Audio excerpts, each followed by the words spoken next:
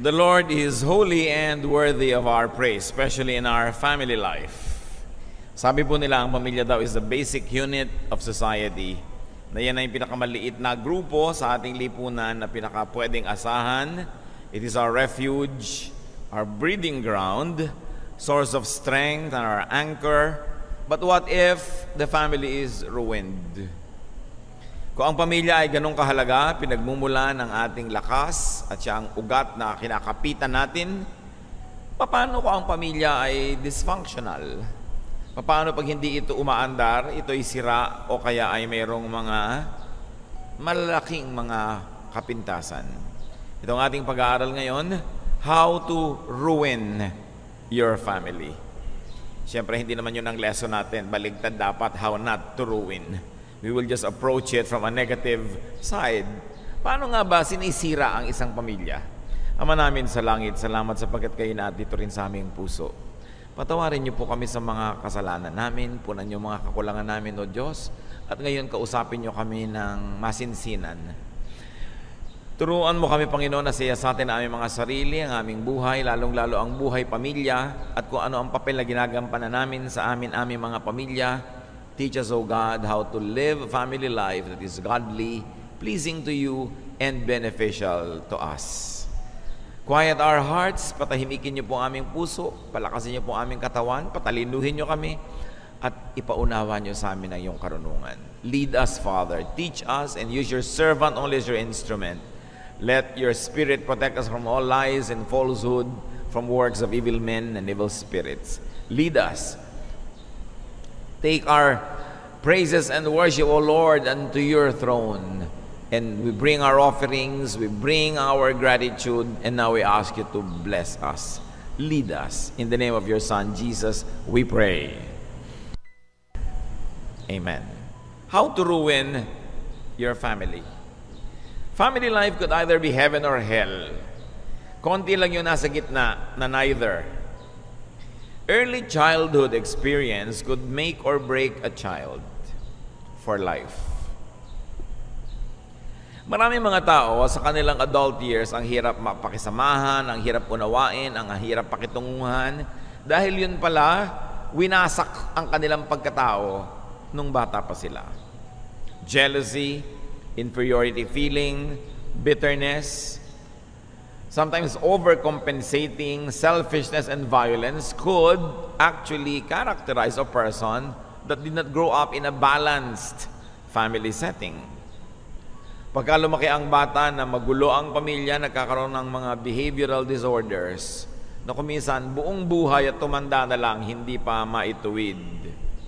Ang background po natin, galing pa sa napakalayong kasaysayan sa Old Testament. Si Abraham, alam natin, nagkaroon ng dalawang anak na kinikilala natin na mga pangunahin. Si Ismael, na anak niya sa kanyang katulong, at si Isaac, na anak niya sa kanyang tunay na asawa. Si Ismael, for all intents and purposes, dapat panganay, pero ang talagang binigyan ng pabor, si Isaac. Dahil na rin sa pangunguna ng nanay niya, at sa paglalagay ng nanay niya dito kay Isaac sa very favored position, siya talaga yung favored. Si Isaac naman, nagkaroon ng dalawang anak. Kinikilala natin si Esau at si Jacob. Panganay si Esau, tulad ni Ismael, pero wala ring nakuha dahil ang naging paborito ay si Jacob. Dahil si Jacob ang nanay's pet. Pinalaki pa nga ng nanay niya itong si Jacob na dinadaya nila yung tatay para lang magkaroon ng special favors para dito kay Jacob. So ano pa sa palagay nyo ang gagawin ni Jacob pag siya na ang tatay? Edi magpe-play favorites din. Si Abraham may paborito, si Isaac. Si Isaac may paborito, si Jacob. At si Jacob, itutuloy niya ang pangit na family tradition na ito.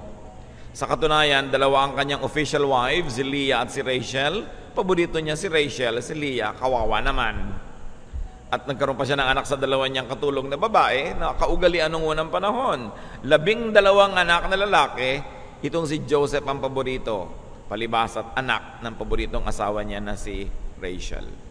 At itong kasaysayan ni Jacob ang ating titingnan ngayon, no?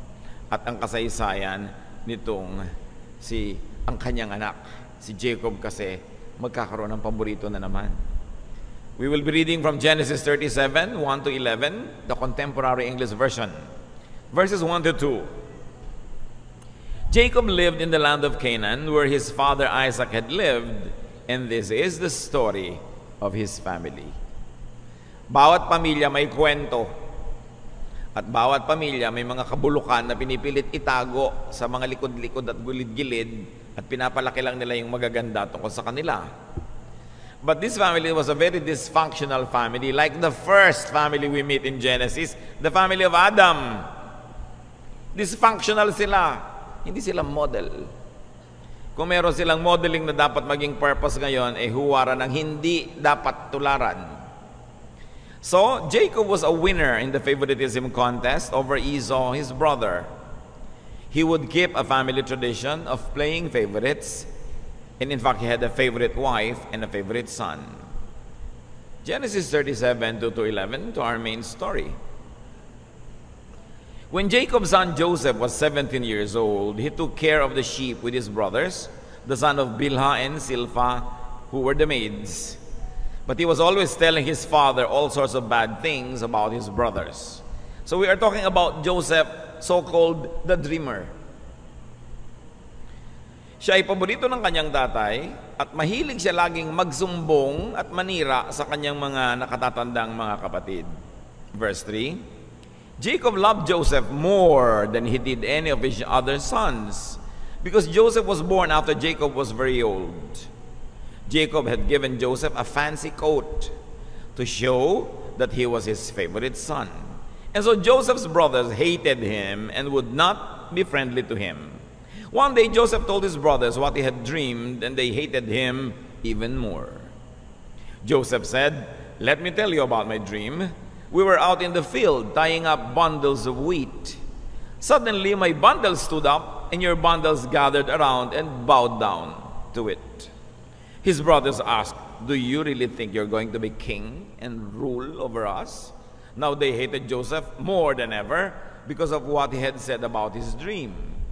Joseph later had another dream, and he told his brothers, "Listen to what else I dreamed. The sun, the moon, and 11 stars bowed down to me." When he told his father about this dream, his father became angry and said, "What's that supposed to mean? Are your mother and I and your brothers all going to come and bow down in front of you?" Joseph's brothers were jealous of him, to say the least. Now, why did Joseph's brothers hate him?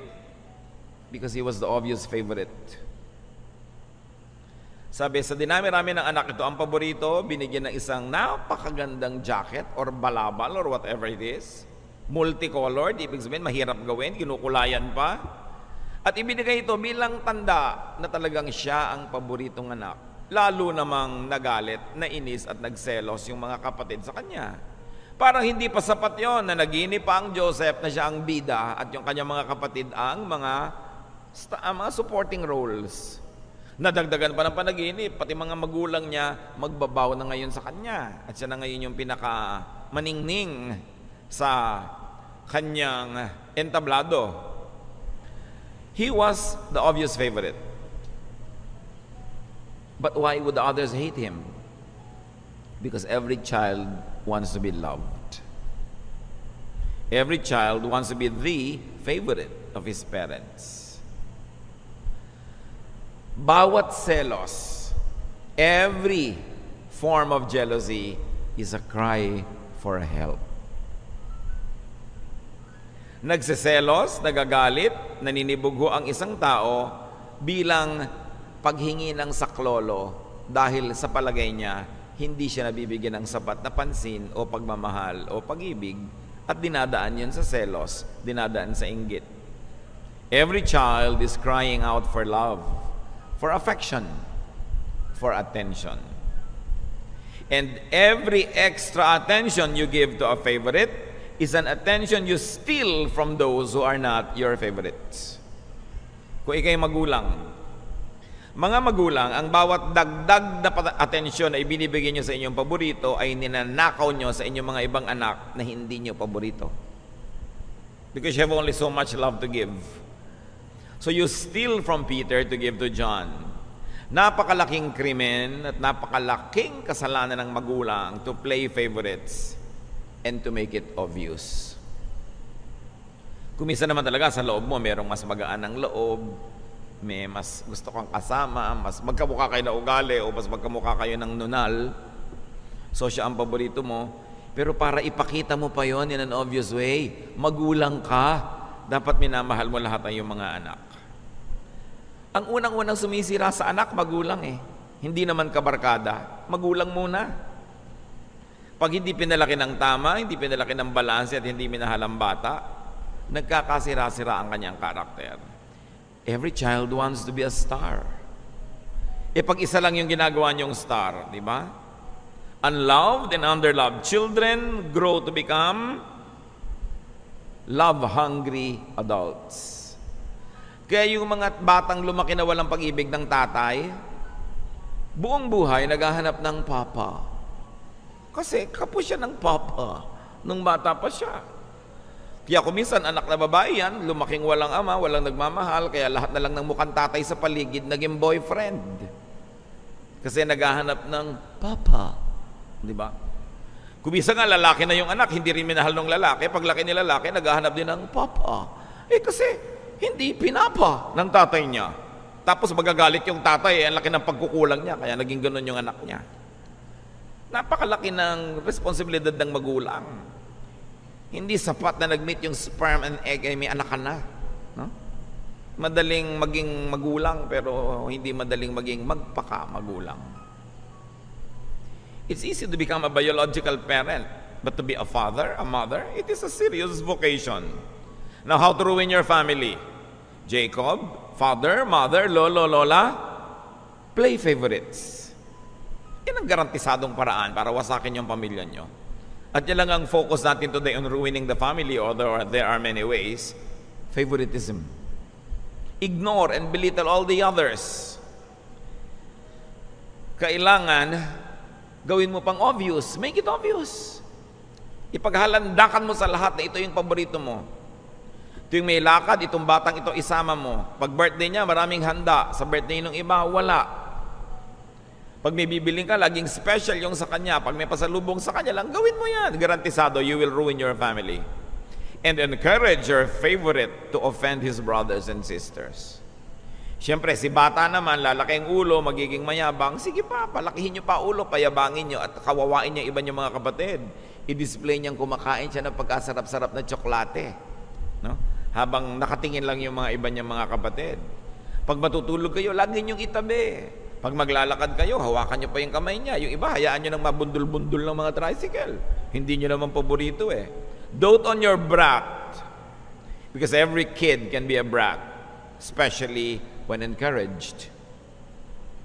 Proverbs 22:15, all children are foolish, but firm correction will make them change. Hindi lang magulang ang kausap natin dito, mga lolo, lola, mga tito, tita, at mga kapatid na mga matatanda. Kung minsan may paborito rin kayong mga bunso-bunsong mga kapatid. Yung iba na-ignore na. Kaya kadalasan sa pamilya, yung mga dysfunctional ang mga ugali, yung mga nasa gitna. Kasi yung panganay napansin, dahil una, yung mga bunso napansin din dahil huli na, yung mga nasa gitna, parang, nandyan ba kayo? Hindi napapansin madalas. Now, ikaw si Joseph, ikaw yung favored child. How to ruin your family? Backstab your siblings. Siraan mo yung mga kapatid mo. Genesis 37:2, but Joseph was always telling his father all sorts of bad things about his brothers. Magkakutsaba yung mag-ama, magkakampi. And Joseph, paborito ka rin lang, display your multicolored coat. Ipakita mo. Binigyan ka na nga ng palihim ng tita mo ng konting pera, bilangin mo sa harap ng iba mong mga pinsan at kapatid na hindi binigyan. Ipagyabang mo para mainis sila sa'yo. No? Promote yourself. Manginggit ka, mag-inerte ka pa. Make everyone envious of you. Alienate and anger them. Push them away from you. Teach them to dislike and even hate you. At pag namatay na yung mga matatanda, ikaw na lang kasama ng mga kapatid mo, lagot ka. Sige, ilayo mong loob ng mga kapatid mo sa iyo. Indulge in self-promotion and get hated all the more. What's more, you are the favorite. Put your loving parent in a bad light. Hayaan mong magalit yung mga iba mong kapatid sa mga magulang mong paborito ka. Huwag mong pagmalasakitan yung magulang mo. Hayaan mong kamuhian ng iba mong mga kapatid. Sirain mo ang pamilya mo. Make your siblings angry with him or with her, your father or your mother. And if you could, offend even your doting parent. Kung nakakalusot naman, pati magulang mo, suwagin mo. Para magkasira-sira na kayo, bilisan mo. Para pag nalungkot ka, walang dumamay sa'yo. Para pag nangangailangan ka, wala kang katulong. Para mag-isa ka sa buhay. Ngayon, ikaw naman si non-favorite, mas marami ito. Huwag kayong mag-alala mga hindi paborito. Malaking asosasyon ito. Maraming members, no? Hindi kayo paborito, pangit ang kalagayan nyo, di papangitin nyo pa. No? Worse than you're already bad press. Hate the special prince and princess. No? Joseph was hated, sabi sa Genesis 37:4, and so Joseph's brothers hated him and would not be friendly to him. Sige, kamuhian nyo. Ipahamak nyo. Pag-usap-usapan nyo yung paborito. Show your resentment. Be affected negatively. Bring out the worst. Bring out the evil in you. Total, hindi ka paborito. Lalo mong inisin yung paborito. And therefore, prove yourselves unworthy of being loved by your parent. Dahil sa pangit na ugali mong ipinapakita, dahil nagsiselos ka, naiinggit, patunayan mo sa magulang mo na tama nga sila, na hindi ikaw ang paborito nila. Di ba kung hindi ikaw ang paborito, tas ang ganda-ganda ng behavior mo, mag-isip-isip naman yung magulang mo, teka, mahusay naman tong anak ko na to ah. Pero pagka sinabi ng magulang mo na, alam mo, kaya yung paboritong ko, yun, tingnan mo tong asal itong isang ito, kay sagwa. Lalo mong binibigyan ng dahilan yung may ayaw sa'yo na ayawan ka nga. Kailangan kumikilos ka rin dyan. Prove your biased parent right, na tama yung kanyang choice. Then push your parent to be more protective of the favorite. Lagi mong i-attack. Lagi mong simangutan, lalo mong kainisan, at itutulak mo lang yung magulang mong lalong ipagtanggol yung kapatid mo na yon. These Genesis families really have started it all. No? Dapat huwag silang tularan. Mga lessons mga kapatid, parents of authority or persons of authority like parents, officials and leaders in organizations and schools, offices, judges, you are all to be impartial. You should not play favorites. And if it cannot be helped, because yun ang naramdaman nyo, at least don't display it. Psalm 33:4-5, the Lord is truthful. He can be trusted. He loves justice and fairness, and He is kind to everyone, everywhere on earth. Yun daw ang gusto ng Panginoon, pantay-pantay na pagtingin, lalo galing sa magulang. Yung iba naman, hindi, ang paborito, hindi yung person, yung gender. Paborito ng tatay ang mga anak na babae o lalaki, paborito ng nanay ang mga anak na lalaki o babae. Basta lalaki ka, ikaw ang paborito. Basta babae ka, ikaw ang paborito. Hindi nadaan sa ganon. Pare-pareho lang tao ang tao, mababae at malalaki, naghahanap ng pagtingin, naghahanap ng pag-ibig, naghahanap ng pangunawa, kay lalaki, kay babae yan. Parents are to be representatives of God on earth. Therefore, yung pag-ibig ng Diyos dapat unang-una nakikita sa magulang. Impartial, fair. Deuteronomy 16:18-19, appoint judges and officials for each of your tribes in every town the Lord your God is giving you, and they shall judge the people fairly. Do not pervert justice or show partiality. Kung sa mga hukom doing their profession, tinuturuan na maging patas ang pagtanaw, lalo naman sa magulang, dapat pa bang ituro yun? Kung ikaw mismong magulang, mga apik at magpupuwera ng anak mo, sino pang aasahan mo na tatangkilik sa anak mo na yan? Ngayon, maraming observers. Halimbawa, hindi kayo yung magulang, kayo yung tiya, kayo yung tiyo, kayo yung lolo't lola, kayo yung kaibigan ni magulang. Watch for favoritism around you. and do what you can to eliminate or minimize it. Lahat tayo may magagawa. Napapansin nyo, yung kapatid nyo may paboritong anak, pansinin nyo naman. Kasi yung mga anak niyan, wala namang masyadong boses sa magulang, lalo't maliliit pa. Sabi mo, aba ate, obvious naman na paborito mo yung isang anak mo na yan. No? Bawas-bawasan mo naman, kawawa ibang anak mo. Dapat nagpapaalala tayo. Ang paalalay gamot sa taong nakalilimot. Kailangan nag-o-observe tayo dyan. Mag-asawa. Paborito ng asawa mo yung isang anak. Paalalahanan mo ang asawa mo. Aba naman, anak natin lahat yan. Kung niloloob mo man, nasa kaloob-looban mo, meron ka talaga itinatangi, huwag mo nang gawing obvious. At kung nakikita nyo, tuloy ang nangyayari ganito Pag nakikita ng tatay, sobrang paborito ng nanay yung anak 1, si tatay, pine-favorite si anak 2, para huwag naman makawawa, nadi-divide ang pamilya. Mag-ama here, mag-ina there. Ganun ba dapat yon? Kaya dapat itinutuwid. At mga mahilig magpaborito, pag itinutuwid kayo ng asawa nyo o mga kapatid nyo o kaibigan nyo, huwag kayong pasaway. Huwag kayong matigas ang ulo. Mahirap magpaalala kasi kung magpapaalala ka, nakikiramdam ka pa, baka magalit, tumatiming ka pa. Yung may naglalakas ng loob para magpaalala sa inyo, pasalamatan nyo, ay salamat, nagpaalala ka. Baka nga nakakalimot na ako. Hindi yung magagalit pa kayo ngayon sa nagpapaalala sa inyo, nagmamalasakit lang yung tao. Kailangan nire-review natin yan. Balance situations of favoritism when you have the power to do so. Give more to those who get less. Para magkaroon naman ng balanse. Ngayon, non-favorites, yung maraming members ng asosasyon ng mga hindi paborito ng magulang. No? Check yourself. Usually, may good points or may assets ang favorites.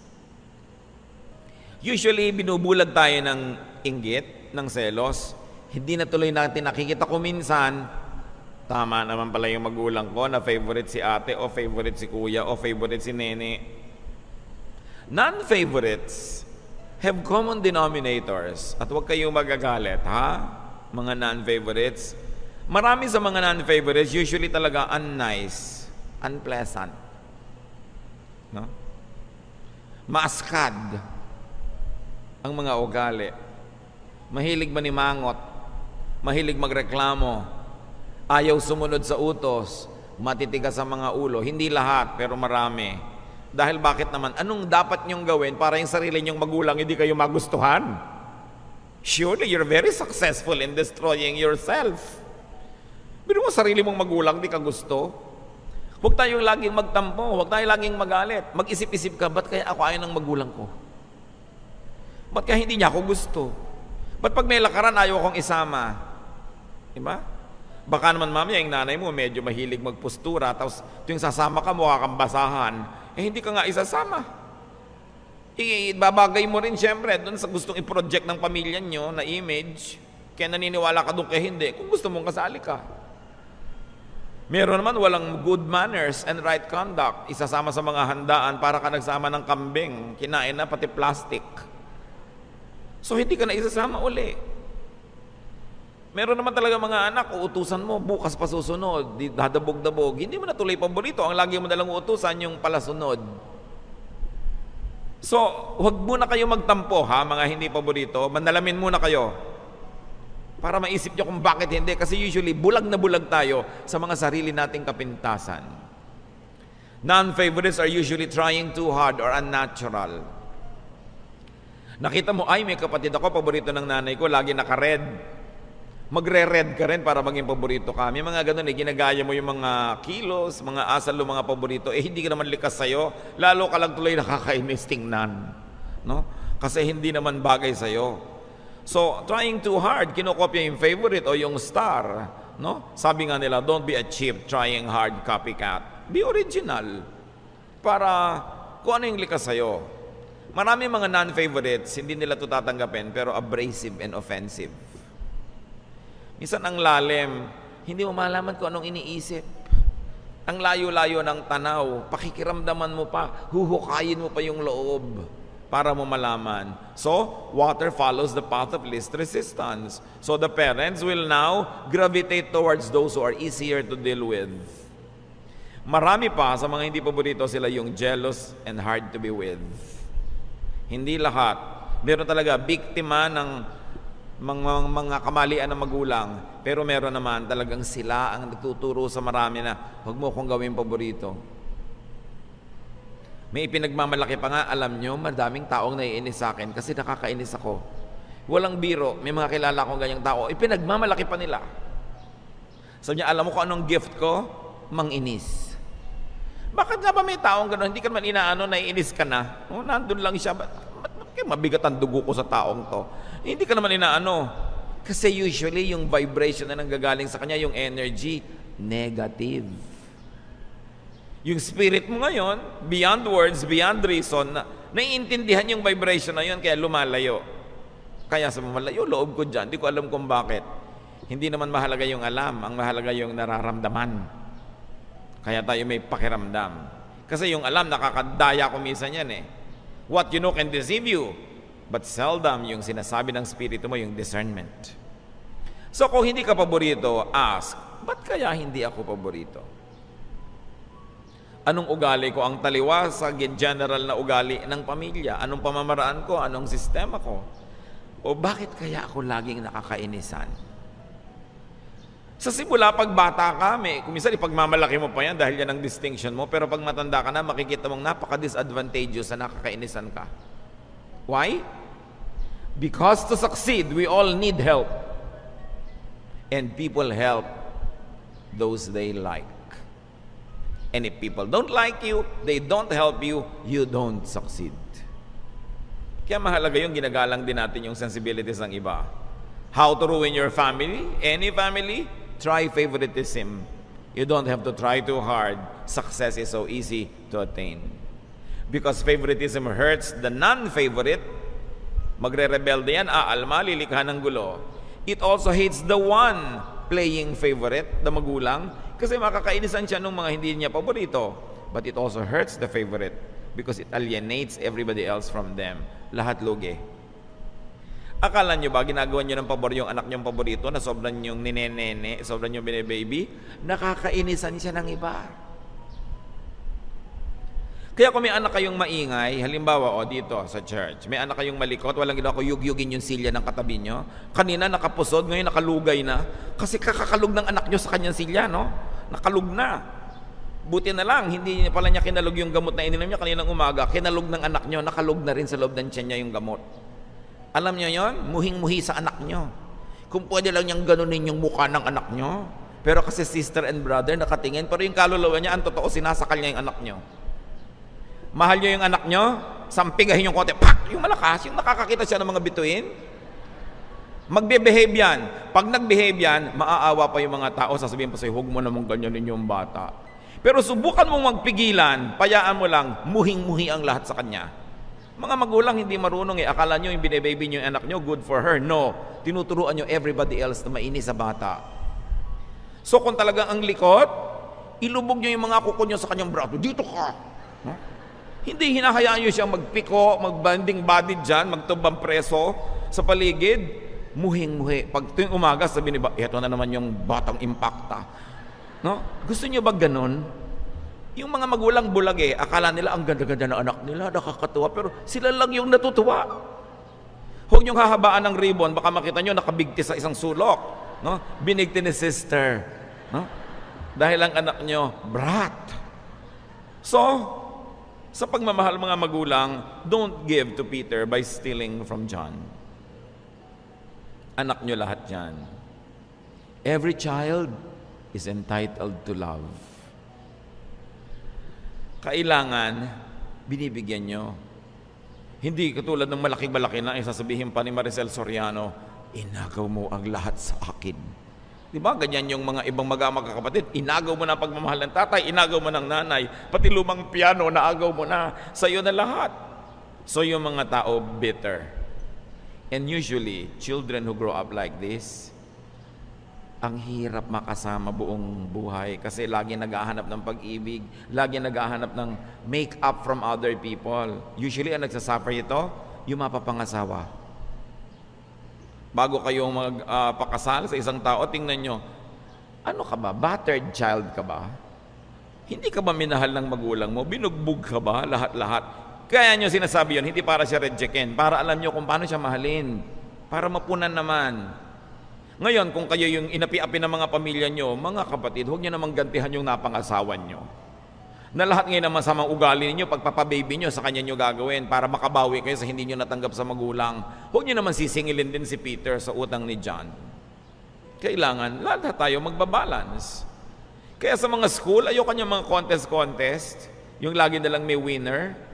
Dapat kung nagbibigay ka ng award, lahat ng bata sa classroom may award. Imbentohan mo ng award. Alam mo ba yung damage sa bata na kahit kailan hindi nila siya nakaakyat sa entablado? No? Tapos galit na galit pa yung nanay, ikaw hindi ako nakakaakyat, bago pa naman ang damit ko. Akala ko pa naman, ikaw ang most punctual. Alam niyo ng mga ibang tao, wala nang asset kundi to come on time. So at least, kailangan mag-come on time ka na. Kaya may most behave, most cheerful, most anything para lahat magka-award. Kung teacher kayo, don't leave anyone out. Kayo yung magulang sa classroom, every child is entitled to be a star. Kaya kahit ano umimbento kayo, mga hindi lumikot for 1 minute award. Never mind na 15 minutes na parang wawatusi siya dyan. Kasi ang bata, iba yung binibigyan mo ng affirmation. Pag may mga contest, laging may winner, kaya kahit na 12th honorable mention, magbibigay ka. No? Most beautiful in blue. Yung kahit ano, para meron siyang sarili niyang star. Kawawa yung lumalaki na wala man lang kaning-ning-ning-ning. So do not emphasize contest. Alam nyo ba ang pinakamalaking competition ground? Hindi naman sa battlefield, sa pamilya. Bakit ang ate mo ganito, ba't ikaw hindi?